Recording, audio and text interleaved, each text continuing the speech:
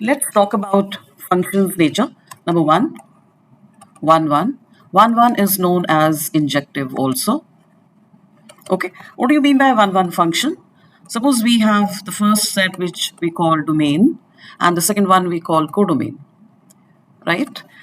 1, 1 function means if two elements in the domain, they are different, then their images in the next or in the second set codomain, they also have to be different.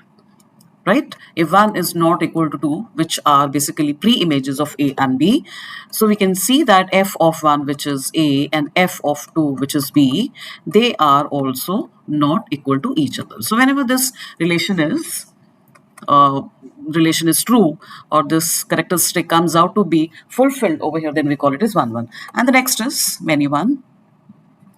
Many one function means by this name only we can come to know many elements are connected.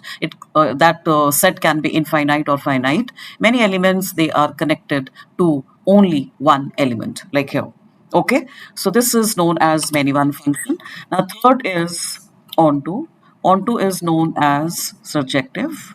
What do you mean by onto function? Onto function means in the second set, which we call codomain, and the first one is domain.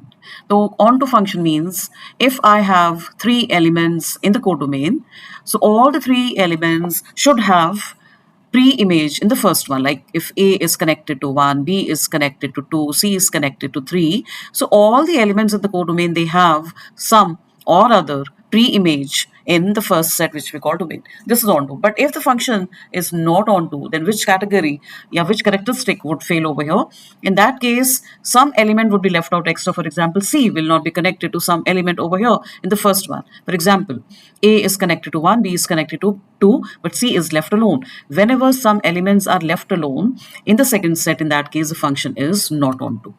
So I hope you have understood.